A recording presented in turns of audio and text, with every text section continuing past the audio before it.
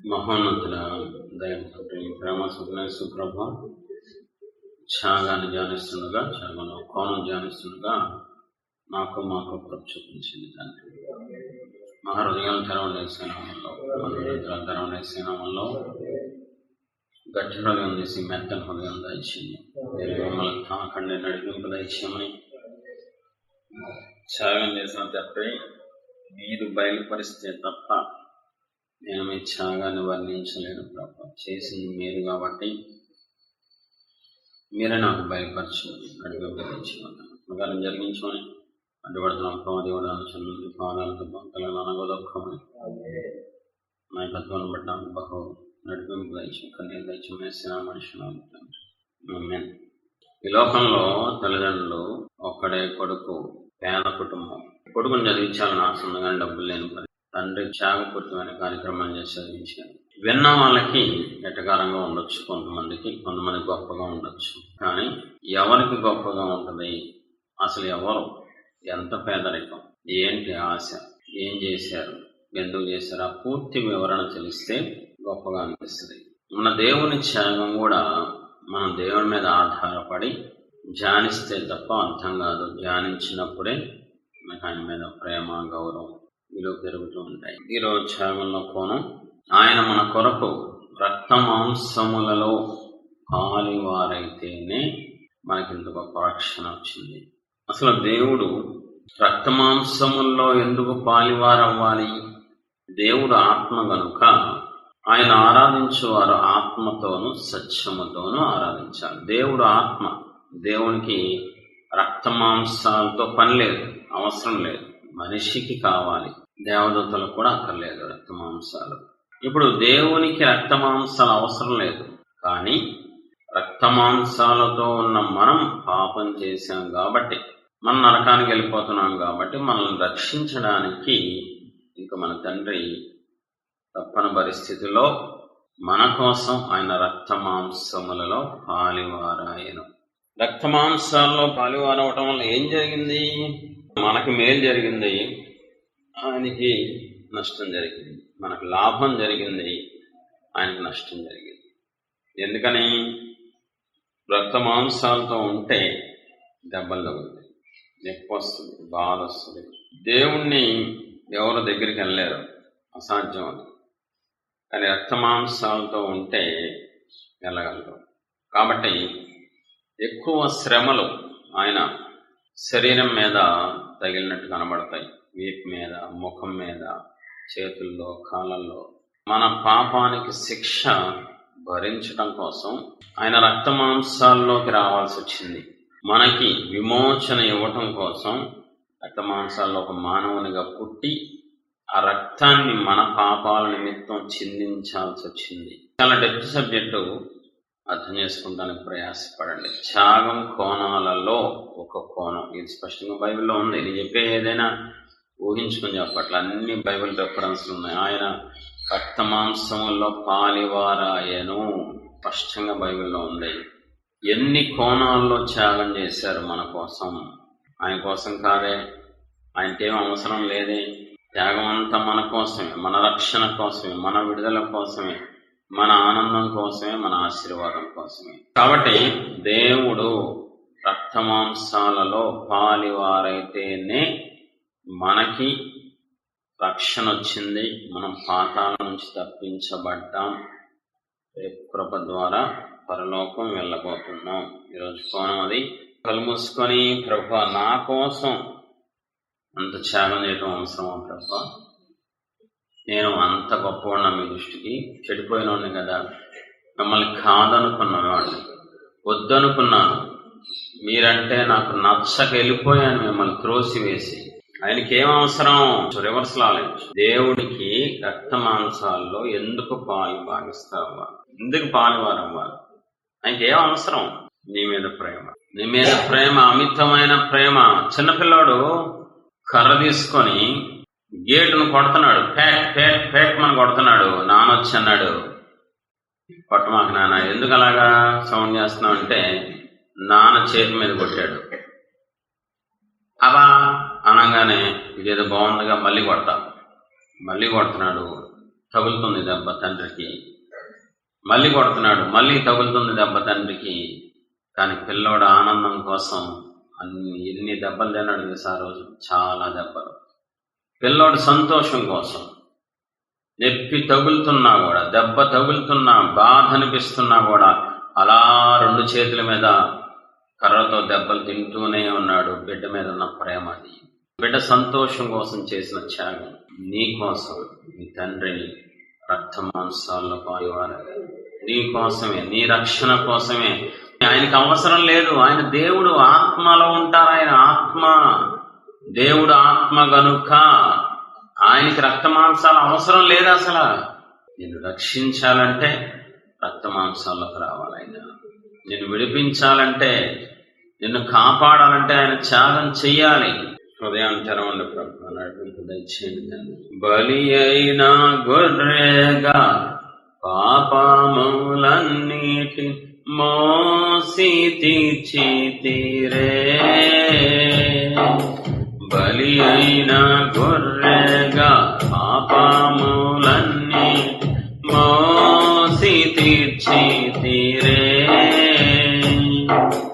పరిశుద్ధ రక్తము నా కొరకేనయ్యా, నాకెంతో భాగ్యమయ్యా. పరిశుద్ధ రక్తము నా కొరకేనయ్యా, నాకెంతో భాగ్యమయ్యా. పరిశుద్ధుడా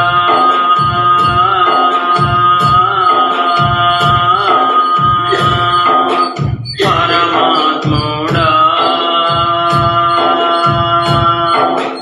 ఆరాధనా ఆరాధనా. పరిశుద్ధుడా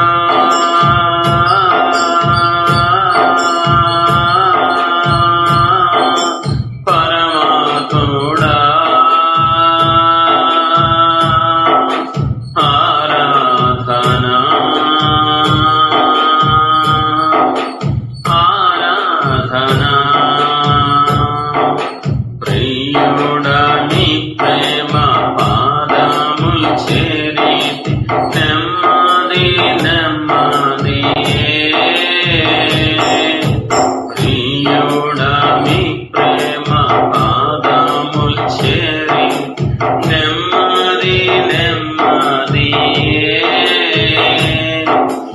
ఆసక్తితో మిమ్ము పాడి స్తుతించెద, ఆనందమానందమే. ఆసక్తితో మిమ్ము పాడి స్తుతించెద, ఆనందమానందమే. ఆశ్చర్యమే ఆశ్చర్యమే. ఆరాధనా ఆరాధనా. ఆశ్చర్యమే ఆశ్చర్యమే. ఆరాధనా ఆరాధనా. ఈ లోకంలో మన సమస్యలో ఉన్నప్పుడు ఎవరైనా మనం అడిగినప్పుడు సహాయం చేస్తే ఒకలాంటి భావం కలిగింది, వాళ్ళ మీద గౌరవం, విలువ, కృతజ్ఞత. కానీ అడగకుండానే తీసుకొచ్చి సహాయం చేస్తే, 1,00,000 రూపాయలు నీకు అవసరం, ఎమర్జెన్సీ, చావుతుల మధ్యలో ఉన్నావు, నువ్వు అడిగితే, వేడుకుంటే, కాలు పట్టుకుంటే ఇస్తే నీకు ఎలా ఉంటుంది ఫీలింగ్? కానీ ఒక వ్యక్తి తెలుసుకొని 1,00,000 రూపాయలు తీసుకొచ్చి నీకు ఇచ్చేసి వెళ్ళిపోతే ఎలా ఉంటుంది? నువ్వు ఆయన అడగలేదు, నా కోసం ప్రాణం పెట్టారా తండ్రి? నేను అడగలేదు, నా కోసం రక్త మాంసాల్లోకి పాలుభాగస్తులు అవుతారా తండ్రి? ఏం ప్రేమ అండి అది! ఎంత లోతైన ప్రేమ, ఎంత గొప్ప ప్రేమ, ఎంత వింత ప్రేమ అండి! అడిగితేనే మనల్ని ఎవడు రక్షించడు. పాప బ్రతుకులు మన శాపగ్రస్తమైన జీవితాలు. కానీ అడగకుండానే మనం అడగలేదు, ఆయన్ని వేడుకోలేదు, బ్రతిమలాడుకోలేదు, ప్రభువా నా కోసం త్యాగం చేయమని అడగలేదు. నువ్వు నశించిపోతున్నావని నిన్ను రక్షించడం కోసం ఆయన ముందుగానే సిద్ధపరిచేశాడండి. త్యాగం ముందుగానే చేసేసిన దేవుడు ఆయన తండ్రి అయిన అయ్యా అర్హత లేదు ప్రభు. నేను మీ సన్నిధిలో కూర్చున్నాను కాదు, ఈ నామాన్ని ఉచ్చరించే యోగ్యత నాకు లేదు ప్రభు. ఈ త్యాగాన్ని వర్ణిస్తాను మీకు సరిపోను. నేను పాపాత్ముని తండ్రి అయ్యా, నేను కఠినాత్ముని ప్రభు. పాపం చేత నా హృదయాన్ని కఠినం చేసుకున్నాను.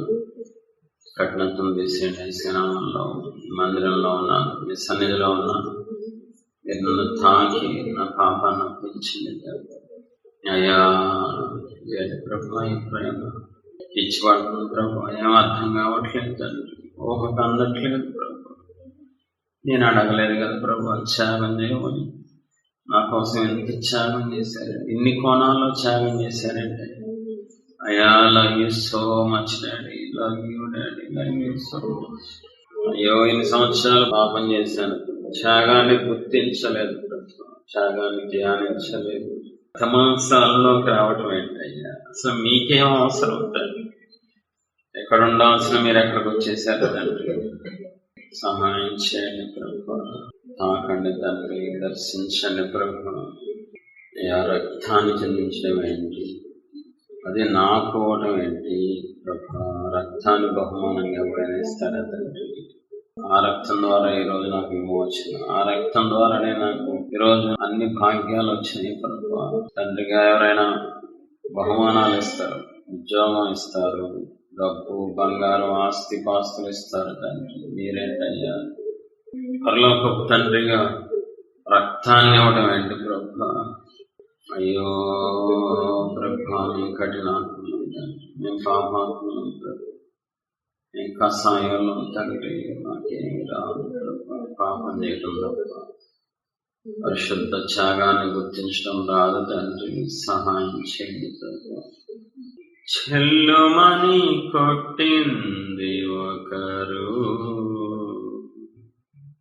తన మోము పైన ఊసింది మరి ఒకరు. చెల్లుమని కొట్టింది ఒకరు, తన మోము పైన ఊసింది మరి ఒకరు.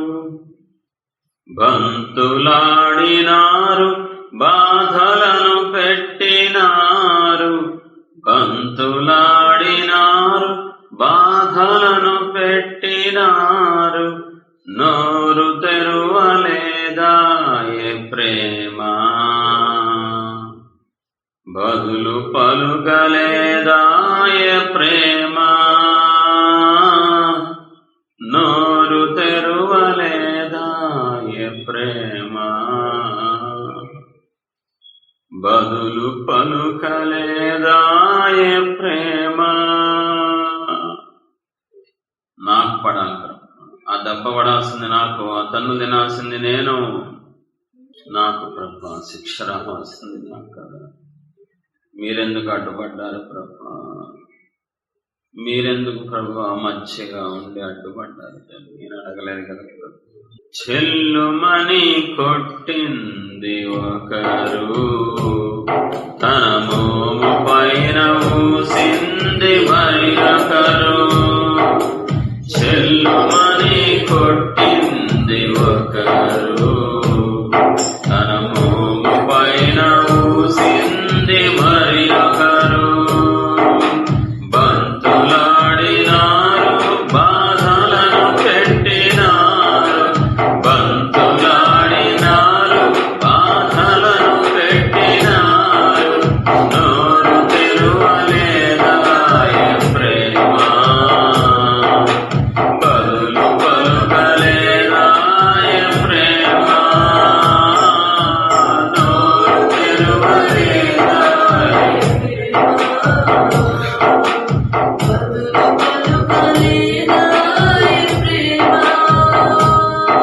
ఇది ఎవరి కోసమో, ఈ జగతి కోసమే, అది నా కోసమే.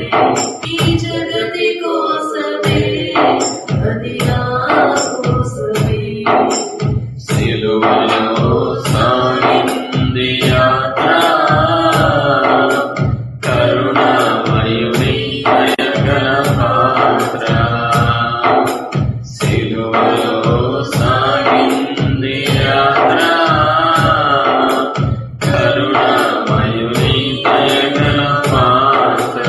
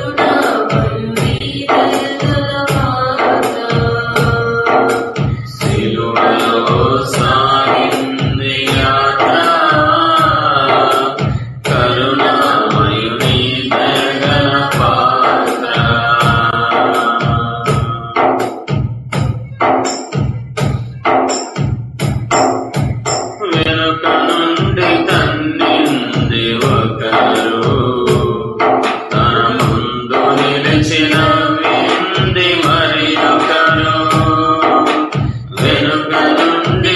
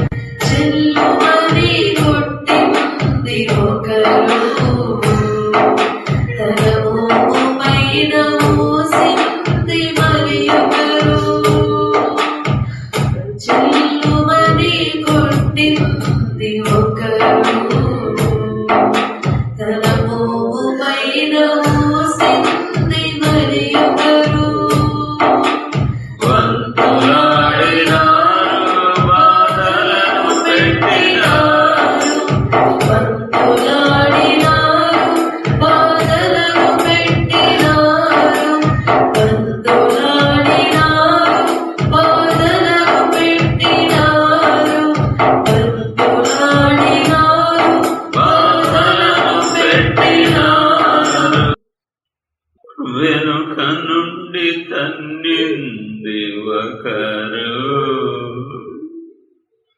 తన ముందు నిలిచిన వింది మరి ఒకరు, చెల్లువని కొట్టింది ఒకరు, మోము పైన మూసింది మరి ఒకరు, బంతులాడినారు బాధలను పెట్టినారు, బంతులాడినారు. ఇదంతా నా వల్లే, నా పాపమే, ద్రోహమే.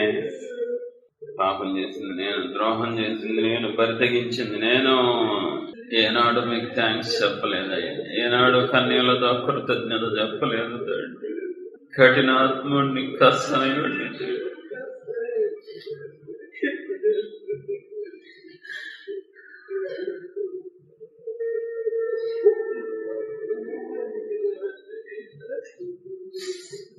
మిమ్మల్ని వాడుకొని వదిలేసిన స్వార్థపరుణయ్యా. నిత్యాగాన్ని పూర్తిగా వాడుకొని మిమ్మల్ని పక్కన పెట్టిన స్వార్థపరుణ్ణి తండ్రి, మోసగాడిని తండ్రి. నేను బ్రతకడం వేసిన ప్రభా, ఎంత దరిద్రమైన బ్రతుకు అయ్యా. ఎన్ని కోణాల్లో త్యాగం చేసిన మిమ్మల్ని ప్రతిరోజు సంతోష పెట్టాలి, ప్రతిరోజు కన్నీళ్లతో మీ పాదాలు కడగాలి కదా అయ్యా. నేనేంటి ప్రభా ఎలా ఉన్నాను, ఇంత దరిద్రంగా ఉన్నానేంటయ్యా, ఇంత అసహ్యంగా బ్రతుకుతున్నానేంటి అయ్యా. నన్ను బాగు చేయండి, సరి చేయండి. మారాలని ఉంది ప్రభా, మార్చుకోవాలి.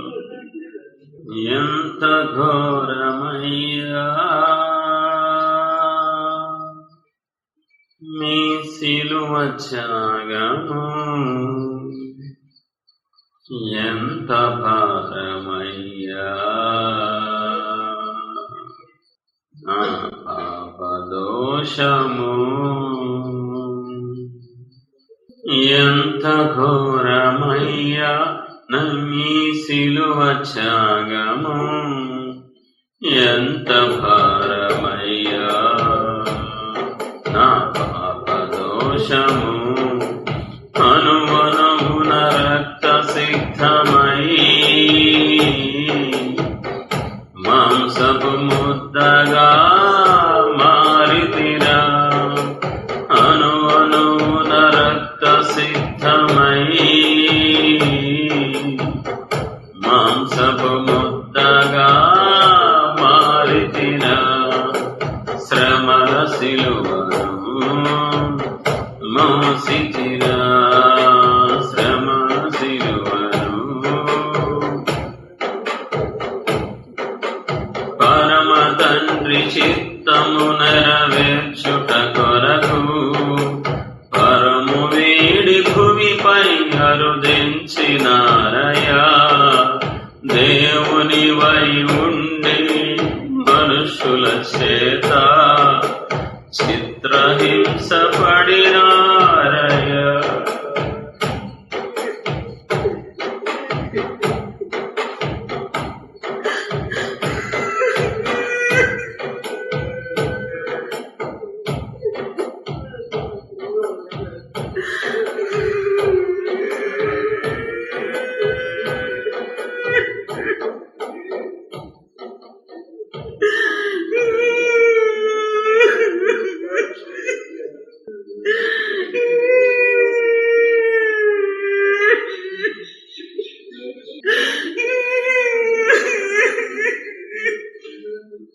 దేవుని వై ఉండి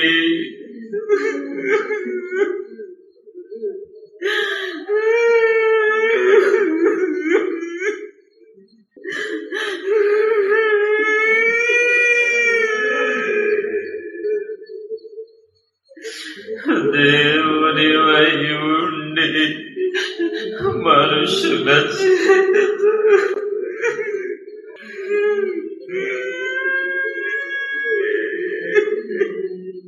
దేవుని వై ఉండి మనుషుల చేత చిత్రహింసబడిరారయ్య.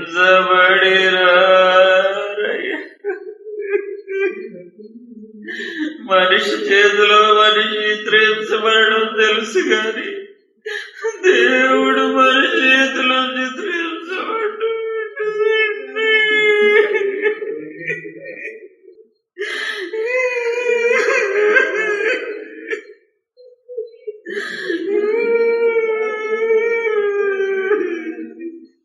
బావోయ్ అందట్లేదు ప్రభా, ఊహకు అందట్లేదు, వర్ణనకు కుదరట్లేదు. దేవుడు ప్రభా మనుషుల చేతికి అప్పగించుకోవడం ఏంటయ్యా? పరిశుద్ధుడు పాపుల చేతికి అప్పగించుకోవడం ఏంటి? బలవంతుడు బలహీనుల చేతికి అప్పగించుకోవడం ఏంటి? అస్సలు నా వల్ల కావట్లేదు, నాకేం అర్థం కావట్లేదు.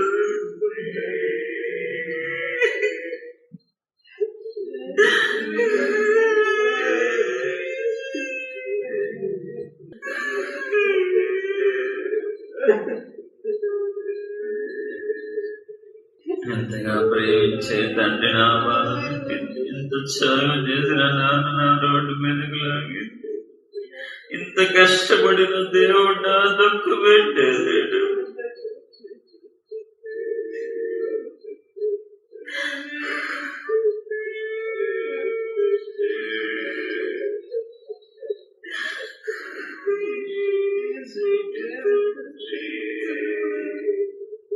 దేవునివై ఉండి మనుషుల చేత చిత్రహింస పడినారయ్యా. కొరడాల దెబ్బలు కొట్టి తలకు ముల్ల కిరీటమెట్టి మోమున ఉమ్మి వేసి అపహసించి నెట్టినారా. నా కోసమా ఈ బలియాగము ఎవరు చేయగలరు? ఇంత త్యాగము నా కోసమా ఈ బలియాగము ఎవరు చేయగలరు? ఇంత త్యాగము ఎంత ఘోరమయ్యా మీ సిలువ త్యాగము, ఎంత భారమయ్యా నా పాపదోషము. వహకుతే బడిన గొర్రె పిల్లవోలే మిమ్ము మీరే అర్పించుకుంటిరే. భారమైన సిలువను కలువరి వరకు మీ భుజమున పెట్టుకొని మోసితిరే. కాళ్ళ చేతులలో మేకులు, నేలపై రక్తధారలు, చేదు చెరక త్రాగనిచ్చెను. ప్రక్కల బల్లెముతో పొడిచెను. నా కోసమా ఈ బలియాగము ఎవరు చేయగలరు? ఇంత త్యాగము నా కోసమా ఈ బలియాగము ఎవరు చేయగలరు? ఇంత త్యాగము. నాకు సహాయం చేయండి. మీ దగ్గర వాళ్ళను ప్రభా, మిమ్మల్ని హత్తుకోవాలను, మిమ్మల్ని సంతోషపెట్టాలను. నా పాప హృదయాన్ని తీసి పవిత్రమైన హృదయం, పరిశుద్ధమైన హృదయం నాకు తెచ్చి త్యాగాన్ని కన్నీటితో ధ్యానించి రూపండి ఇంకా మీ దగ్గర చేసుకోండి. మీలో ఎదగడానికి, ఫలించడానికి సహాయం చేయండి అయ్యా. ఇంకా ధ్యానించే మనసు వండి కాబట్టి ఆ పిల్లలు రక్త మాంసములు గలవారైనందున ఆ ప్రకారమే మరణం యొక్క బలం గలవానిని అనగా అపవాదిని మరణము ద్వారా నశింప చేయుటకును జీవితకాలం అంతయు మరణ భయము చేత దాస్యమునకు లోబడిన వారిని విడిపించుటకును ఆయన కూడా రక్త మాంసంలో పాలివారాయను. మహాదేవుడు నిన్ను నన్ను రక్షించడం కోసం ఆయన రక్త మాంసాల్లో పాలివారవలసి వచ్చింది. పాలి భాగస్థులయ్యారు. మామూలు త్యాగంగా ఈ రక్షణ కాపాడుకోకపోతే నరకాన్ని దోసేస్తాను. ఎందుకు అంత కోపం వస్తుందో తెలుసా? ఆయన మన కోసం చేసింది అల్లడప్ప త్యాగం కాదు. తల్లిదండ్రులు ఎక్కువ ప్రేమించి ఎక్కువ ఆస్తుపాస్తులు ఇచ్చిన తర్వాత పిల్లలు బాధ పెడితే కోపం ఎక్కువ వస్తుంది. మన తండ్రి పరలోకపు తండ్రి మన కోసం ఆకాశం త్యాగం చేశారు కాబట్టి మనం సరిగ్గా లేకపోతే శిక్ష ఎక్కువ వస్తుంది. రేపు యుగ యుగాల ఆర్తనాదాలు చేయాల్సి వస్తుంది. ఎందుకంటే మామూలుగా ఇదేం తెలియకుండా మనం నరకానికి దేవుడు చూస్తున్నారనే ఫీలింగ్ బాధగాను కోపంగా ఉంటుంది. కానీ ఇంత త్యాగం చేసిన తర్వాత, అన్ని కోణాల్లో త్యాగం చేసిన తర్వాత కూడా ఒక మనిషి మారకపోతే, పాపిగానే చనిపోతే యుగ యుగాల ఆర్తనాదాలు ఇది న్యాయం, ఇది కరెక్టే. ఎందుకంటే ఆకాశం అంత త్యాగం చేసిన తర్వాత కూడా మనిషి మారలేదు కాబట్టి మనకు నరకానికి తోసేయచ్చు. పూర్తి అవగాహన లేకపోతే మనం ఏమి చేయలేం. భక్తులు అరే తప్పేం లేదురా, వాళ్ళమ్మ నన్ను అన్నీ చూసుకున్నారా, ఏ లోటు లేకుండా చూసుకున్నారు, బాగా చదివించారా, వాడు ఇప్పుడు దొంగతనాలకు అలవాటు పడిపోతే ఎవరు ఊరుకుంటారా? ఇంట్లోంచి తోసేయడం తప్పు కాదు, వాళ్ళు తీసుకున్న నిర్ణయం కరెక్టే. ఎన్ని కోణాల్లో త్యాగం చేసిన తర్వాత కూడా ఇంకా మనం పాపం కోసమే పరిగెడుతూ దేవుణ్ణి ప్రేమించకుండా, దేవుణ్ణి హత్తుకోకుండా, దేవుడి రాజ్యం కట్టకుండా స్వార్థంతో, అహంతో, గర్వంతో ఉంటే ఆయన ఎలా ఊరుకుంటారు? ఎందుకు ఊరుకుంటారు? ఆలోచించండి ఒకసారి. ఎందుకు క్రైస్తవులు శాపాల్లో ఉన్నారు? ఎందుకు క్రైస్తవులు అప్పుల్లో ఉన్నారు, రోగాలతో ఉన్నారు? చెప్పండి. త్యాగాన్ని పక్కన పెట్టేశారు. త్యాగాన్ని తగ్గట్టుగా బ్రతకట్లేదు ఎవరు. కాబట్టే దేవుని కోపం రగులుకుంటుంది. దయచేసి అర్థం చేసుకోవాలి. ఇంత త్యాగం చేసిన తర్వాత మనం మారకపోతే మన బ్రతుకి అర్థమే ఉండదు. జీవితకాలం ఏడుస్తూ కూర్చోవలసిందే. ఎందుకంటే ఆయన కృప మనకి ఇవ్వరు కాబట్టి, ఆశీర్వాదం ఇవ్వరు కాబట్టి. మనం ఈ త్యాగాన్ని గుర్తించి త్యాగానికి తగ్గట్లుగా మనం బ్రతికితే, పౌలు ఆయన త్యాగాన్ని గుర్తించాడు కాబట్టి ఎన్ని శ్రమలు వచ్చినా నేను నిలబడతా, ఎంత కష్టం వచ్చినా ఆయన రాజ్యం కట్టడం మానం. ఎందుకంటే నా దేవుడు త్యాగం చేశారు, నా తండ్రి నా కోసం బలైపోయారు, స్పృహలో ఉన్నాడు. కాబట్టే జీవితకాలం ఎన్ని ఒడిదుడుకులు వచ్చినా, ఎన్ని కష్టాలు వ్యతిరేకతలు వచ్చినా భక్తి మానలేదు, పరిచర్య మానలేదండి. అది నిజంగా త్యాగానికి తగ్గట్లుగా ఉండడం అంటే పౌలు లాంటి జీవితం జీవించాలి. చిన్న చిన్నదానికి అలగటం, సొనగటం, గొనగటం, ఆయాసపడం ఇది అసలు క్రైస్తవ్యం కాదు. మన వైఖరి మారాలి, మన పద్ధతి మారాలి, మన ఆలోచన అన్నీ మారిపోవాలి. ఇంకా మిగిలిన జీవితం దేవునికి మాత్రమే. ఒకప్పుడు మనల్ని మనం సంతోష పెట్టుకున్నాం, మన చిత్తం మనం చేసాం, మనకు నచ్చిన మార్గంలో త్రోవ తప్పిపోయాం, ఎవరికి నచ్చిన మార్గంలో వెళ్ళిపోయాం.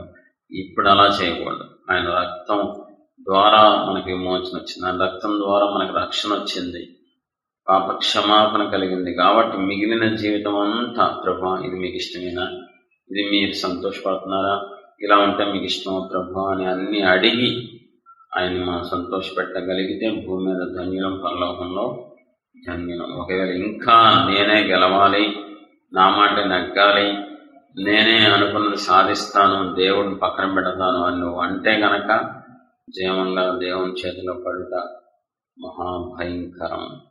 త్యాగాన్ని గుర్తించాలి, త్యాగానికి తగ్గట్లుగా మనం బ్రతుకు మార్చుకోవాలి. ఇది చాలా ప్రాముఖ్యమైన విషయం. గుర్తించడం ఒకటే చేయకూడదు, ఫస్ట్ గుర్తించాలి. ఎంత చేశారు, ఏ రేంజ్లో చేశారు, ఎన్ని కోణాల్లో చేశారు, ఎవరైనా నాకు చేశారా, ఎంత చేయగలరా, ఎవరి వల్ల నేను బ్రతుకుతున్నాను, ఈ జీవితం ఎవరిది, ఈ ఆయుష్ ఎలా వచ్చింది, ఈ క్లారిటీ రావాలి అందరికి, క్రైస్తవులకి. రెండు, ఆ త్యాగానికి తగ్గట్లుగానే, అంత త్యాగానికి తగ్గట్లుగా మన వ్యక్తిత్వం మారిపోవాలి, మన పద్ధతి, మన విధానం అన్నీ మారిపోవాలి. అప్పుడే ఆయన ఆనందిస్తారు. కన్నతండ్రి అనేసయ్య ఇప్పటి వరకు మీ త్యాగాన్ని ధ్యానించుకుంటానికి కృప చూపించారు ప్రభా, మీకే స్తోత్రం. పాపాన్ని ఒప్పుకుంటానికి కృప చూపించారు, మీ పాదాలకే స్తోత్రం. మీరు ఇచ్చిన ప్రతి కన్నీటి బొట్టును బట్టి, మీరు తాకి మాకు ఇచ్చిన ప్రతి కన్నీటి బొట్టును బట్టి మీ పాదాలకే కోటి స్తుతులు, కోటి ముద్దులు తండ్రి. సమస్త మహిమ మీ పాదాలకే చెల్లిస్తున్నాం తండ్రి. ఆమేన్.